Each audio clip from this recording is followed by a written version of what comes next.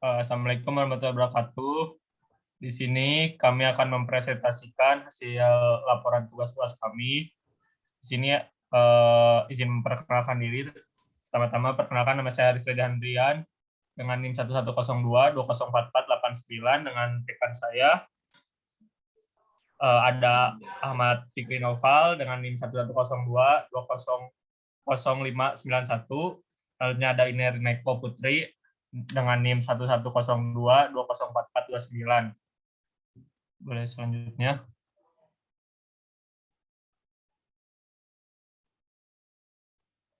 Nah, di sini akan mempresentasikan tentang PLTS atau pembangkit listrik tenaga surya. Nah, ini apa itu PLTS? PLTS itu adalah pembangkit listrik tenaga surya, adalah pembangkit listrik yang menghasilkan energi listrik dari sinar matahari atau energi surya.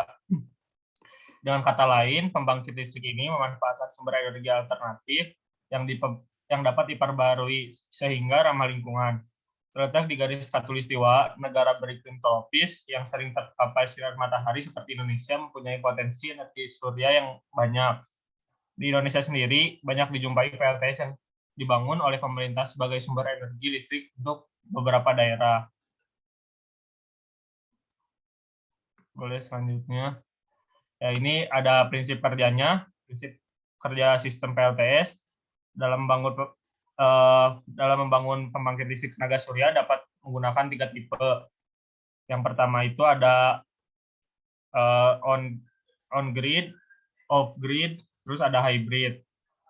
Yang pertama itu ada on grid. On grid itu adalah skema jaringan di mana jaringan listrik lokalnya atau jaringan listrik PLN dihubungkan dengan pembangkit listrik tenaga surya.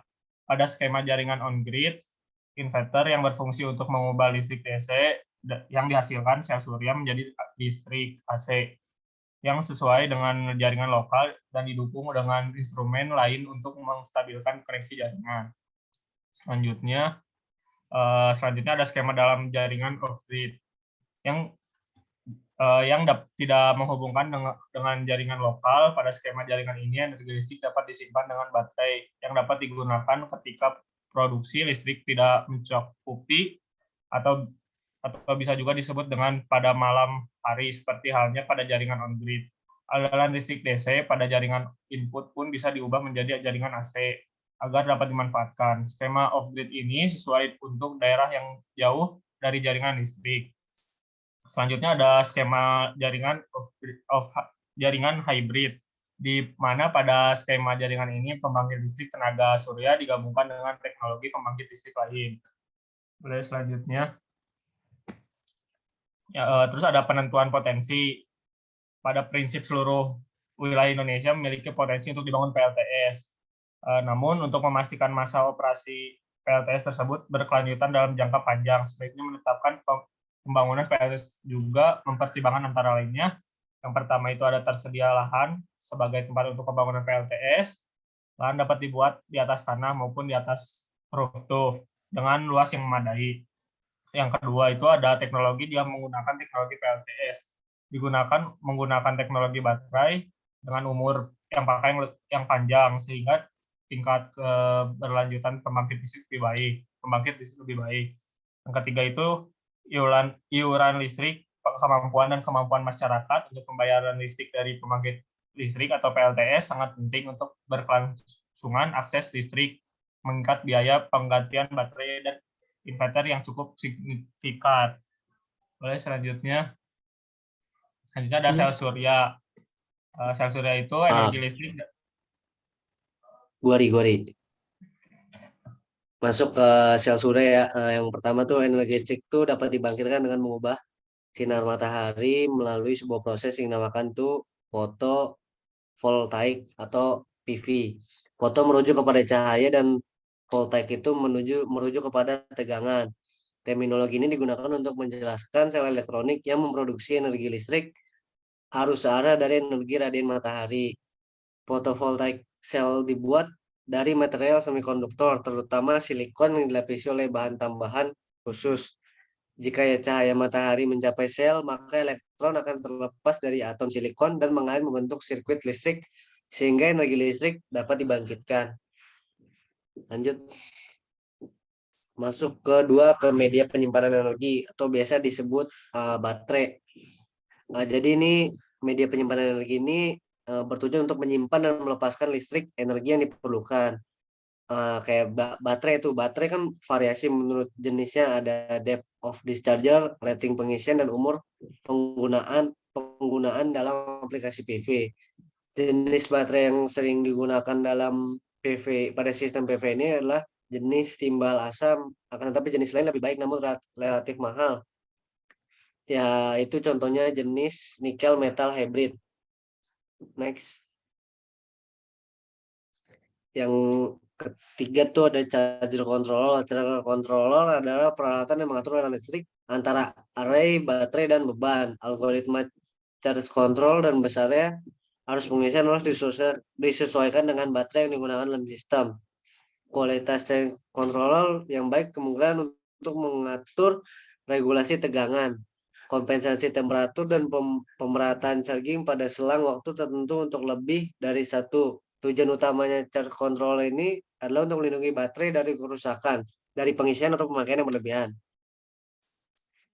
Next. Yang terakhir itu inverter. Inverter adalah peralatan yang berfungsi mengubah tegangan input DC menjadi tegangan output AC simetris dengan besar dan frekuensi yang diinginkan. Tegangan output inverter besarnya dapat dibuat tetap ataupun dapat diubah dengan begitu pula dengan frekuensi dapat diubah ataupun dapat diubah-ubah. Full bridge converter adalah rangkaian teori dasar yang digunakan untuk mengubah DC ke AC. Full bridge controller mempunyai pasangan saklar, yaitu S1, S2, dan S3, dan S4. Ya, next. Mungkin bisa lanjut, Mbak Ina. Selanjutnya ada teknologi pembangkitan listrik tenaga surya atap. Pembangkit tenaga surya atau PLTS memanfaatkan energi panas matahari melalui sinar matahari. Namun energi panas tersebut tidak langsung menghasilkan energi listrik, begitu saja dibutuhkan proses yang cukup rumit. Terdapat dua cara pada umumnya yang digunakan pada PLTS, yaitu ada PLTS thermal, itu bekerja dengan mengumpulkan panas matahari lalu digunakan untuk memanaskan cairan. Kemudian uap yang dihasilkan dari pemanasan cairan tersebut digunakan untuk memutar generator yang akan menghasilkan listrik. Selanjutnya ada PLTS fotovoltaik, itu bekerja dengan menggunakan alat atau panel surya untuk menangkap energi panas matahari yang nantinya langsung dikonversi menjadi energi listrik.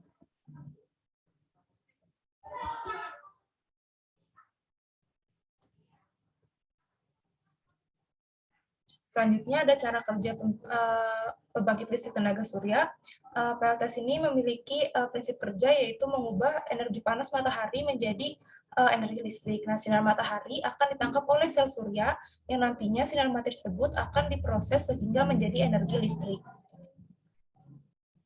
Sel surya itu sendiri adalah dioda semikonduktor yang dapat mengubah cahaya menjadi listrik. Sel surya terbuat dari materi yang mengandung unsur silikon. Silikon ini terdiri dari dua jenis lapisan sensitif, yaitu lapisan negatif atau tipe N dan lapisan positif atau tipe P. Sel surya mudah karatan dan pecah, maka sel ini dibuat dalam bentuk panel-panel yang dilapisi plastik atau kaca bening. Berdasarkan efek fotolistrik, sel surya dapat membangkitkan energi listrik yang biasa disebut fotovoltaik. Efek fotovoltaik itu terjadi karena adanya foton dengan panjang gelombang tertentu yang jika energinya lebih besar daripada energi ambang semikonduktor, maka akan diserap oleh elektron, sehingga elektron berpindah dari pita valensi N menuju pita konduksi P dan meninggalkan hole pada pita valensi. Nah, selanjutnya dua buah muatan itu yang pasangan elektron hole dibangkitkan, aliran hole yang terjadi apabila dihubungkan ke beban listrik melalui penghantar akan menghasilkan arus listrik. Arus listrik yang dihasilkan oleh PLTS ini yaitu listrik searah atau DC. Untuk memperoleh arus bolak-balik itu dibutuhkan inverter. Selanjutnya ada perancangan pembangkit listrik tenaga surya atap. Yang pertama itu ada lokasi dan meteorologi, dan pemilihan lokasi ini sangat berpengaruh terhadap banyak kurangnya dari energi listrik yang dihasilkan. Nah, energi matahari sampai di permukaan bumi itu terbagi menjadi tiga kategori, yaitu ada radiasi difus, radiasi albedo, dan sinar radiasi langsung atau beam. Nah, energi sinar matahari yang sampai hingga permukaan bumi akibat hamburan dan serapan awan itu disebut dengan radiasi difus. Sedangkan energi atau radiasi matahari yang sampai hingga permukaan bumi namun dipantulkan sebagian oleh air, tumbuhan, dan benda lainnya itu disebut sinar albedo. Sedangkan untuk sinar yang sampai hingga permukaan bumi tapi rugi-rugi hamburannya atau pantulannya disebut sebagai sinar radiasi langsung atau beam. Selanjutnya itu ada karakteristik panel surya. Karakteristik panel surya ini dibagi menjadi tiga, atau ada tiga jenis panel surya. Yang pertama itu ada monokristalline, polikristalline, dan thin film. Untuk panel surya monokristalline itu adalah panel surya yang terbuat dari bahan silikon tunggal murni dengan tingkat efisiensi antara 17% sampai dengan 22%. Untuk panel surya polikristalline adalah jenis panel surya yang menggunakan bahan semikonduktor silikon dengan banyak kristal berbentuk yang masing-masing sel suryanya itu memiliki tingkat efisiensi berkisar 15%. Dan untuk selanjutnya itu ada panel surya thin film. Itu adalah panel surya yang terbuat dari paduan beberapa bahan, dibuat dengan menempatkan lapisan tipis bahan fotovoltaik pada permukaan padat seperti kaca. Itu memiliki efisiensi itu sampai dengan 13%. Nah, dari ketiga jenis panel surya tersebut yang paling memiliki efisiensi paling besar yaitu adalah monokristalline dengan efisiensi sebesar 17% sampai dengan 22%. Untuk selanjutnya itu ada sudut kemiringan. Penentuan sudut optimal dapat dilihat dari besarnya iradiasi yang diterima. Desain sudut panel surya ini mengikuti jenis atap pada bangunannya. Sudut dan kecepatan angin akan berpengaruh pada sistem pemasangan PLTS atap. Bayangan sangat bergantung dengan penempatan PLTS. Bayangan dapat berupa pengaruh dari bayangan dekat dan bayangan jauh. Bayangan dapat berpengaruh terhadap maksimum operasi daya yang dihasilkan. Selanjutnya ada mounting sistem PLTS. Pada sistem pemasangan mounting, tahap pertama diawali dengan menentukan jenis atap. Jenis ini terdiri dari gable roof, flat roof, dan monopitch roof. Kemudian tentukan roof covering-nya. Ketinggian bangunan serta sudut atap. Selanjutnya yaitu kecepatan angin MRS yang didapat dari data meteorologi itu dimasukkan sebagai parameter dan mekanis yang desain pada desain PLTS-nya. Selanjutnya itu ada kapasitas komponen sistem PLTS. Itu komponen sistem PLTS dihitung memenuhi kebutuhan energi berdasarkan jumlah panel surya dan luas atap sehingga kelebihan energi mampu dikirim ke jaringan lintas PLN. Yang pertama itu ada kapasitas panel surya.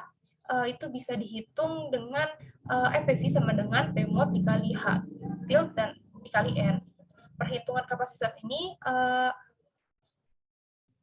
menunjukkan besarnya kapasitas dari panel suryanya itu.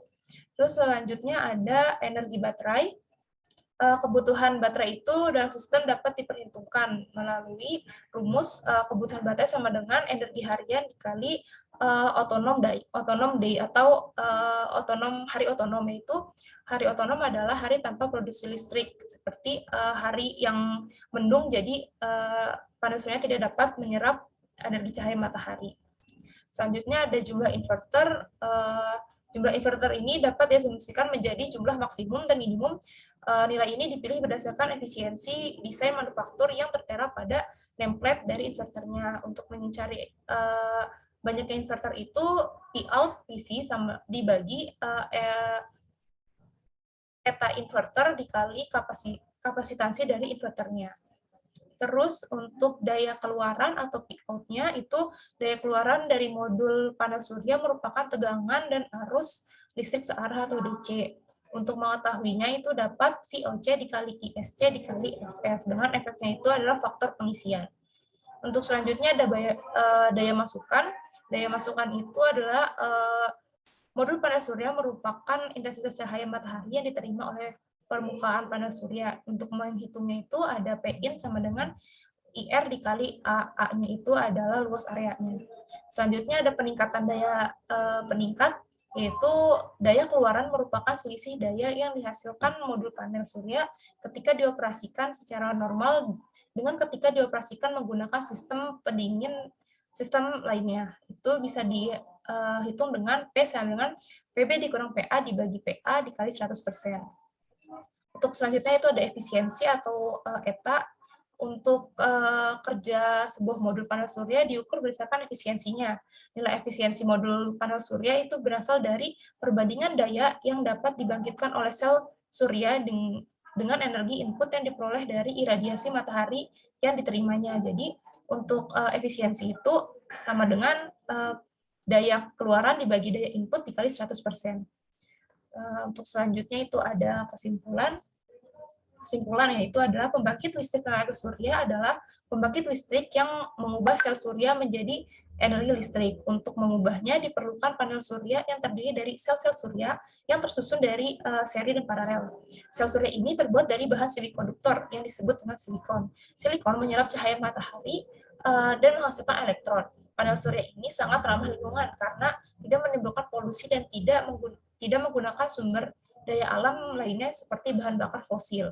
Pembangkit listrik tenaga surya masih jarang digunakan meski ramah lingkungan karena biayanya relatif mahal. Untuk sekian dari kelompok kami, kurangnya mohon maaf. Wassalamualaikum warahmatullahi wabarakatuh.